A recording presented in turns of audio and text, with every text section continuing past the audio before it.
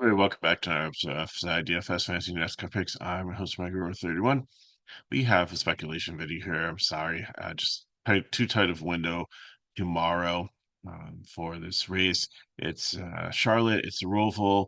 It's one of the better race a little bit on the track going to the infield through an obstacle course that they're going to set up with cones and other things, dirt and stuff. And hopefully the track, the integrity, because before we've seen like speed bumps and like just conditions that have just caused chaos and wrecks and stuff.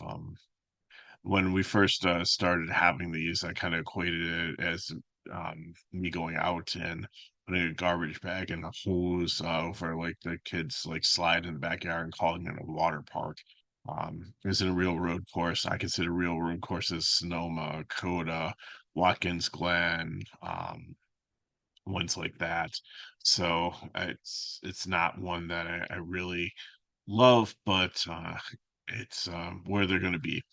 The baby blue ones are regular drivers who are pretty proficient in road courses. Doesn't necessarily mean that they're super elite, just means they're better than the average drivers and that they're not trying to just get through this race and get on to next week. The dark brown ones are ones that are ringers. They have a lot of experience outside of NASCAR and they're brought in by teams to fill seats to try to be competitive because they are very proficient at road courses.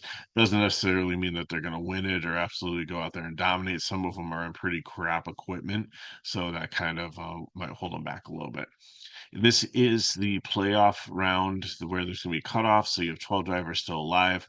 You have Sammy Smith, who won last week, so he's locked in. Chandler Smith is so far ahead that he should be fine. Um, Custer, Reed and Hill are like 30 points up, so they should be good. Love and Herbst should be okay, but they mathematically could still fall out of the playoffs. So that's why I have them as yellow. And then Allmendinger and Allgaier are seven above and seven below right at the bubble line. And then Van Ginsberger and Mayer and Klingerman are, I think, like somewhere in the teens out. There's nobody like Kepler who are like 30 points out. Anybody possibly could point their way in here going for stage points.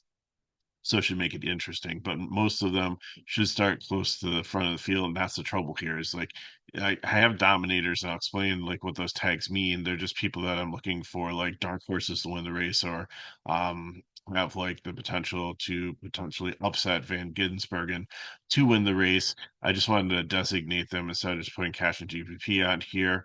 Uh, all the way through. And I didn't want to do the 100K drivers because it really doesn't make sense until I see what the actual lineup's going to be. So that will be in the Discord when the lines actually come out.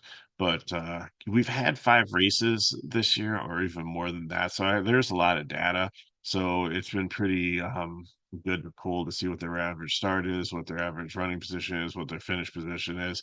But again, it's 67 laps. So fast laps and laps led don't really matter. You want to find place differential if it's there for you, and you want finishing position. That's how you want to attack this one. So Van Ginsbergen won three races in a row. He won, I believe, Coda, Sonoma, and then the street race. He finished fifth. Probably should have been able to win Watkins Glen, but had like a speeding penalty on pit road or something like that. He did make up a lot of time, and if there was probably another caution or so, he probably could have gotten to the front to be able to take the race, but it didn't happen. But and he's on the outside looking in after Talladega last week. So he's definitely one that has to do something spectacular.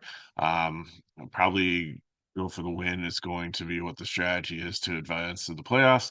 And this is his type of race. I probably see him starting on the pole, if not somewhere in the top five, and being up there leading laps and definitely being contention for the win, if not running away with the thing. Just an all guy, I think you can put his cash up here. Too strong, has some work to do. It scares him a little bit that he has to focus on some stage points. So maybe he's more of a GPP play, but I think he's solid just with how well he's done road courses. Cole Custer has always been proficient in road courses. He's led races. I think he has a couple wins on road courses too. So Definitely one that I could see if Van Ginsbergen doesn't get it, that could be a favorite to win this. Mayer's been all over the place on road courses. He's got some work to do also, like Van Ginsbergen. So I have him as a cash play, but I might just change that to a GPP because I don't know if he's got the talent on a road course, or like he rubs people the wrong way. He started fifth, finished 20th at Watkins Glen. He's had a couple, I think, top tens at road courses this season, but not the consistency's not there. Sheldon Krieg feels so bad for him. I just wish he could get his first win. He's finished second so many times, and he finished second at Watkins Glen here. Also, started nine. He he's led. If he is stays out of trouble and doesn't get too aggressive, because sometimes he tries to force the issue and sometimes that causes him trouble. Sometimes he gets retaliated against. Then I think that he is definitely an upside sleeper to win this. Almirola is one that could be a favorite to win this. He is not racing for stage points. He's a former Cup driver. It's coming into a Joe Gibbs car. He's in a good situation.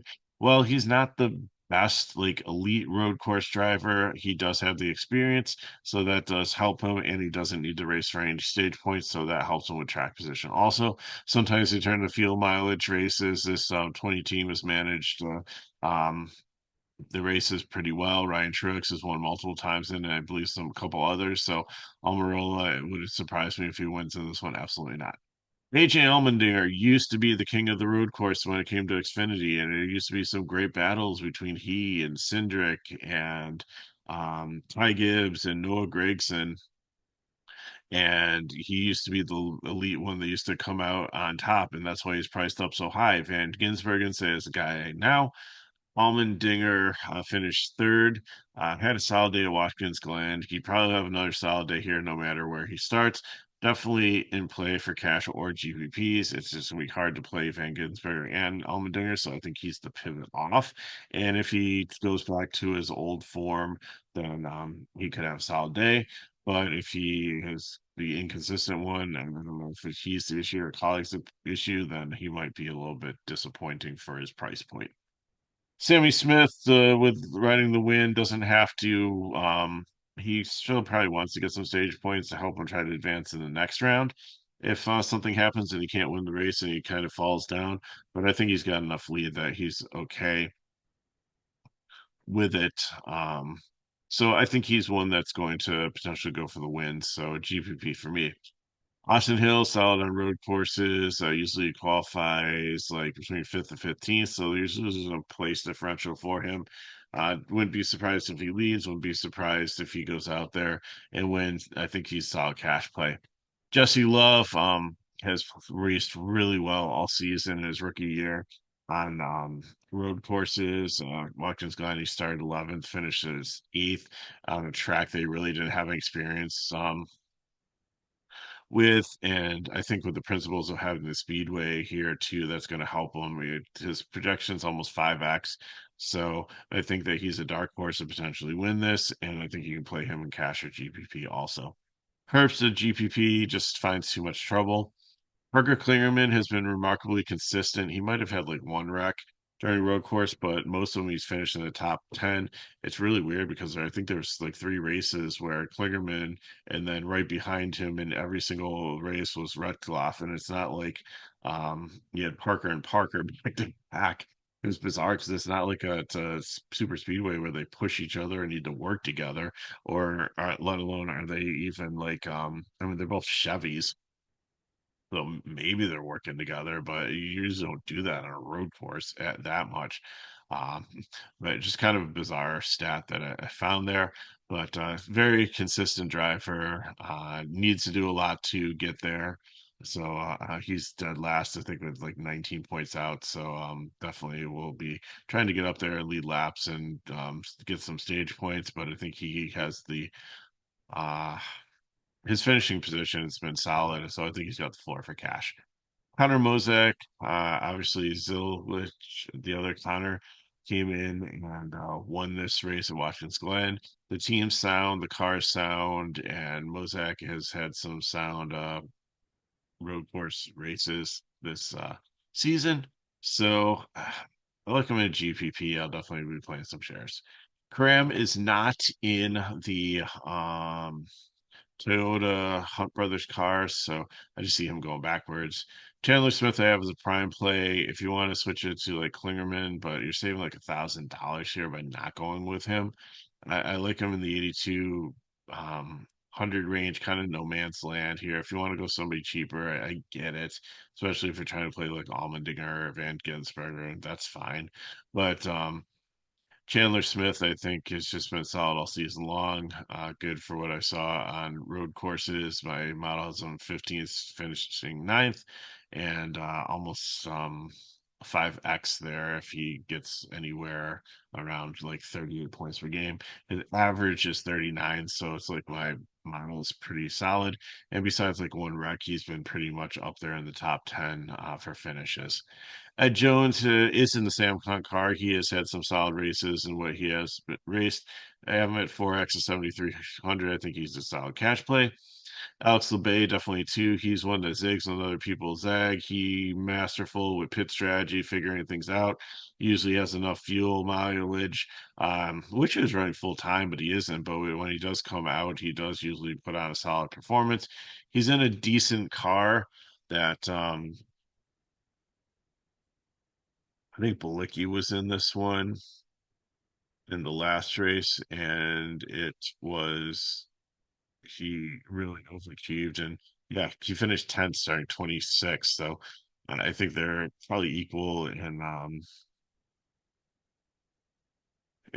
ability there when it comes to road courses. So if or LeBay might be a little bit more talented in my opinion. Blicky's a teacher of road courses, but he really has to have a prolific career driving the cars in Cup and Xfinity Series. So LeBay, keep your eye on him.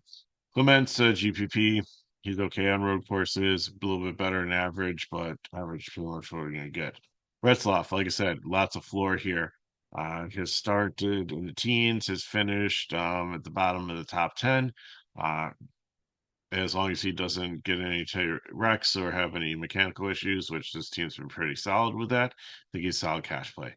Next three are feed. Jeb Burton and Brandon Jones have been bad on road courses. Preston Pardis, his equipment just can't hold up. He's had track bar issues, engine issues, gear shift issues, just DNFs left and right. I don't see him being able to keep this car going. Maybe he does. Maybe he figures it out, but I'm not going to pay to find out.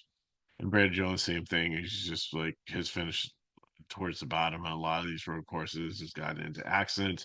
Last race, Watkins Glen. Um, he started 16th, finished 28th, was in an accident. Okay, so who Jones?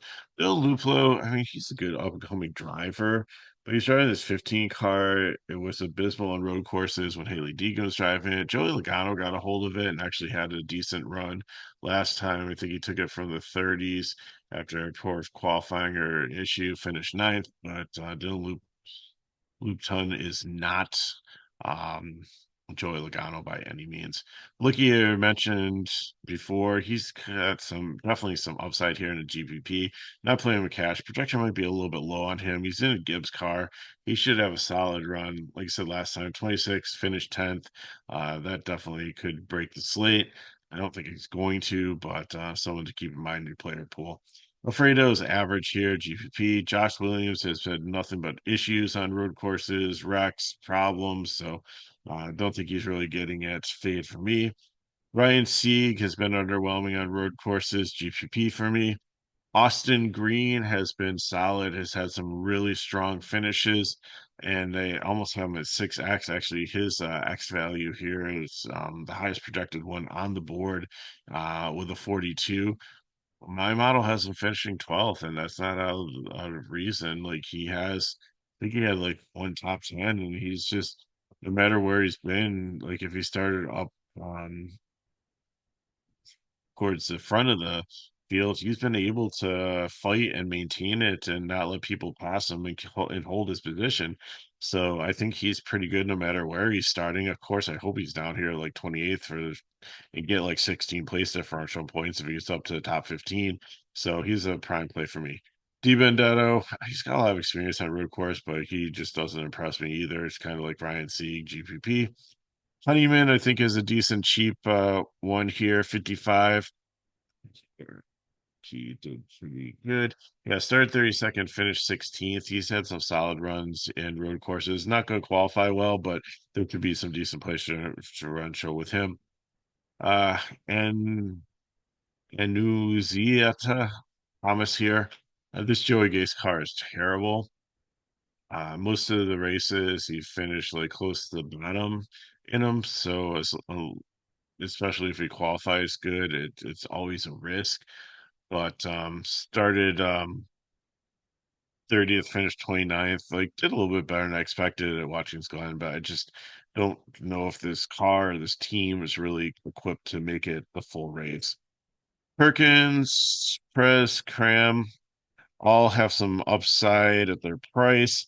They're like in the 3x range. They're just like last man in and cash or GPP fill in. Nothing really stands out. Maybe if you see something in practice or qualifying that changes your mind, then I'm cool going with them, but probably not going to be touching much of them.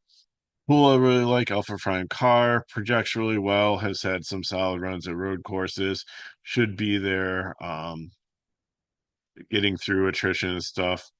He started 31st, finished 23rd. It's almost that's 8 place differential points. That's perfect. So we'll see what he really gets when the numbers pop up. But I think that he's definitely one that can have a 12 place differential point, should be able to move up through the field pretty easily. Ryan Ellis, GPP for me. Nothing really sticks out with him. Nathan Bird, I've seen some solid results with him also. I really like Green better. I like some of the other ones that they've inserted as ringers this year, and he should also have the tan. Don't know if I can fill that in from here, but oh, there it is. That is the font you want to fill in. Okay, so there's his designation. He's a ringer. He should be good if you're looking for some cheap plays to try to balance out the rest of the guys who want to play. Then he's fine. And Kyle Sieg has just been very underwhelming and disappointing. If he does start this far down, you got to consider him in GPP. But if he starts anything 30th on up, I'm just gonna fade him. He just has not been great on road courses this season. So that's what I got for you. I hope it helped. If you have questions, put them in chat below. Him and Megawar31 on Twitter/X. If you want more information on FSi DFS, you can go to the description of the video. It's always a great day to play on the weekend because you get everything for only $6. So we've got International League Soccer. We've got, if WNBA has a playoff, then game. Then Kurt has that. McKinley's covering hockey. We've got one showdown for baseball, and we got NASCAR. So lots of cool stuff coming up. So hopefully see you in the Discord, where I'll have the full sheet after practice and qualifying. Again, this is just a speculation video. If these videos do help us back, like, subscribe to our channel, share with your friends. So thanks for watching. Stay tuned to the channel for the Cup video and NFL preview coming up for me later this weekend. And good luck in your contest, and I'll see you next time.